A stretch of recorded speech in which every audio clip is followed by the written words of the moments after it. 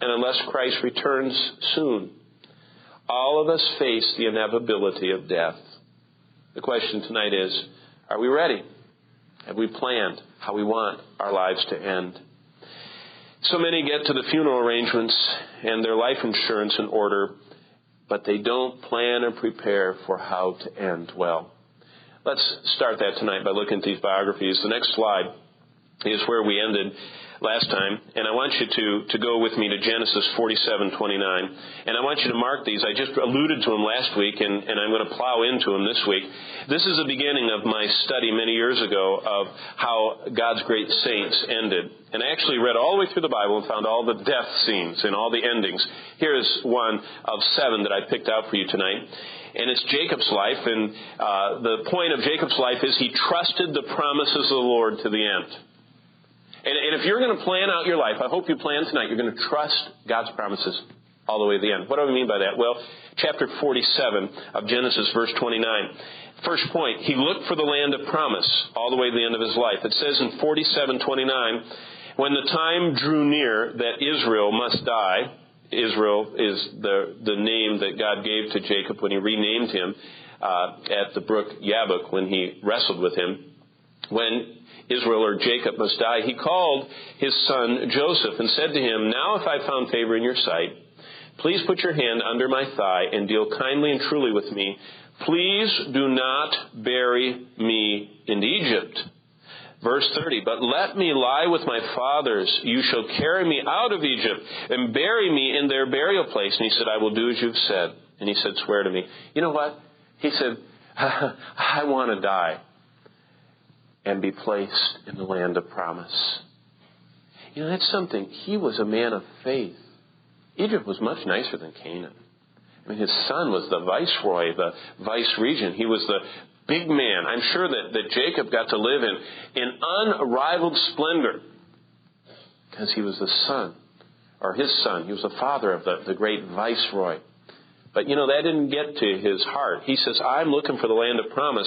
And that land of promise was connected by God to that land of Canaan. And he said, I want my body taken back there because that's what I'm trusting. I'm trusting the promises he had. Look at chapter 48, verse 15. Here's another aspect of his life.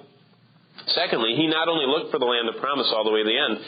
Chapter 48, verse 15 of Genesis, he followed his shepherd, the good shepherd, all the way through his life. It says in verse 15, then he blessed Joseph, and he said, may the God before whom my father Abraham and Isaac walked, the God who has been my shepherd all my life to this day.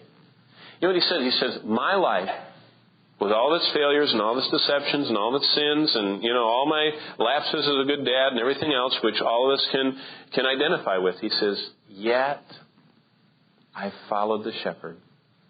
Ever since I met him at Bethel, when he saw the Lord and the Lord revealed himself, he would go back to Bethel and remind himself who he belonged to. And what I see in this 15th verse is he followed his shepherd all the way. And I've been following my shepherd for 41 years. I heard Royce 50-some years. He shared his testimony yesterday morning with someone. And many of you even longer. But I hope that we trust the Lord's promises and follow our shepherd all the way. Look at verse 16.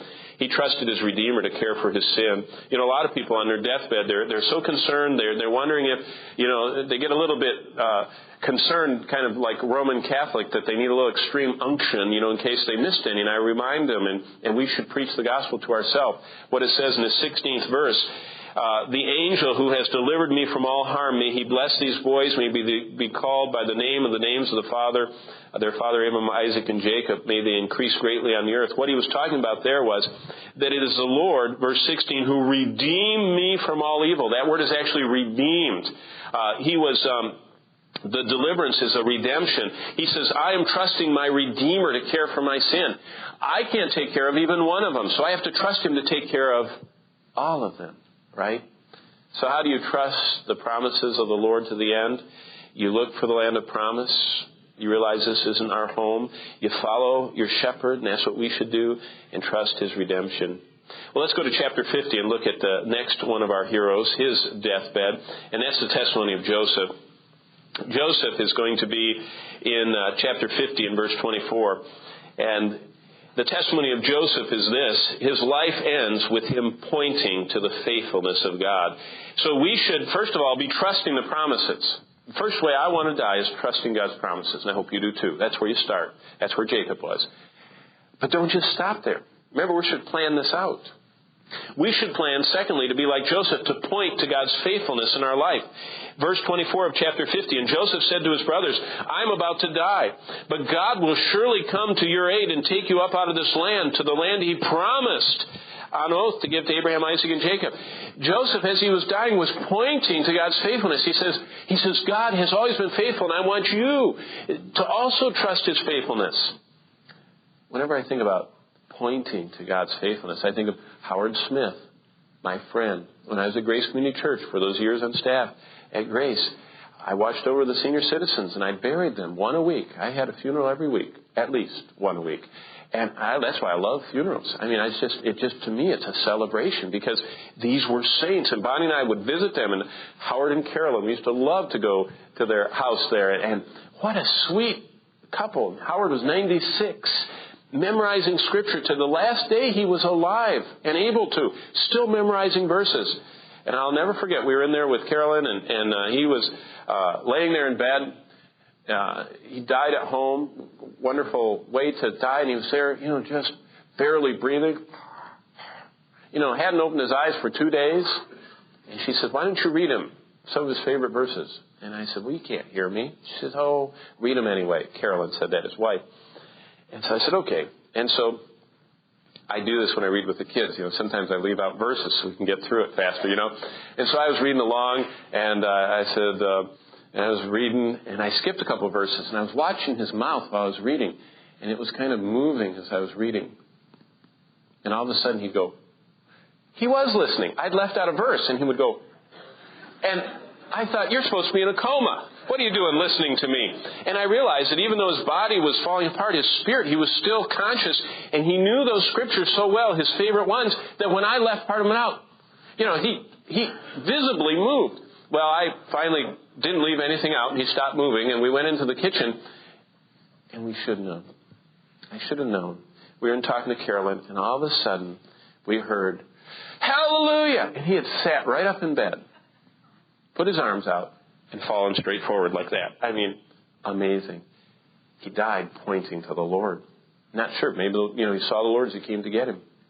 I think about that when I read about Joseph. He died pointing to the faithfulness of God. What did he point to? Turn back to Genesis 41, verse 51. Here's one thing that Joseph never stopped pointing to. And it's a reminder for us. If you and I want to have our life end in a triumphant way, we should point to God's faithfulness. That's why it's so important. And I practice this all the time with the children. I keep having them retell. They have their spiritual birthday every year, and they retell how they came to know Jesus Christ. It gets better every year. You know what I mean? Their testimonies get better every year, the older they get. And then Bonnie and I retell the stories of God's faithfulness in our lives. We tell stories, usually one every night, just one point of how God blessed on a missionary trip, or how God blessed this, or how this prayer answered, or how he led us together, or something like that. What did Joseph point to? One thing, Genesis 41:51, he pointed to God's faithfulness as he gave his past abuse to the Lord. Joseph was abused. He was abused as a son. He was abused as a brother. He was abused as a worker. He was abused as a friend. He was one of the most abused people in history. Look at his solution in Genesis 41:51. He called the name of his firstborn Manasseh, God made me forget all this awful stuff, my toil in my father's house, and all my abuse. And we would be well served to do the same. Not to relive it, not to, the new counseling techniques are to vent it and let it out. God's solution is forget it by his grace. Paul said, forgetting those things which are behind. I count them but rubbish. They're only going to pollute my life. Joseph pointed to God's faithfulness because he gave his past abuse, all of the abuse he got in his life, he gave that to the Lord. And look at the next verse. Secondly, he gave his future plans to the Lord. What a wonderful thing. He says, God has caused me to be fruitful in the land of my affliction. He wasn't oblivious to problems. He just gave his future plans to the Lord. He says, you are better at running my life than I am. And look what the Lord did with him. The Lord made him a type of Jesus Christ. I mean, Joseph is a beautiful picture in the Old Testament of Jesus Christ. He was betrayed by his brethren.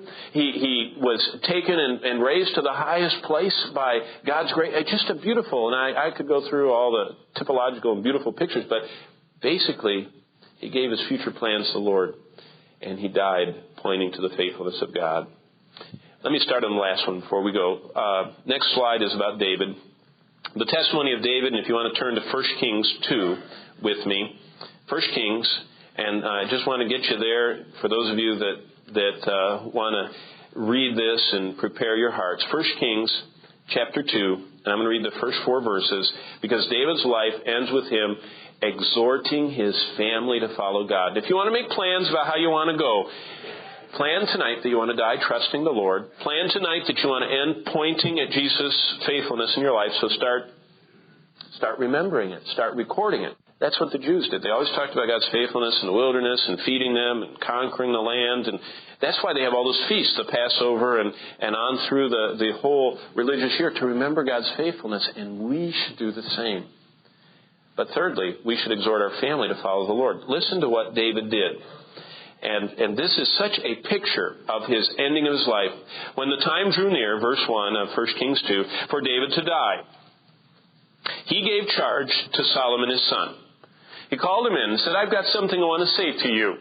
You know, we're so concerned. We get the lawyer and all that's important. And we get the will, we get the durable power, and we get the whatever that medical thing is, the living thing, and we work on that. We get our trusts But have you really thought about money is money, and it's stuck here unless you've sent it ahead to heaven.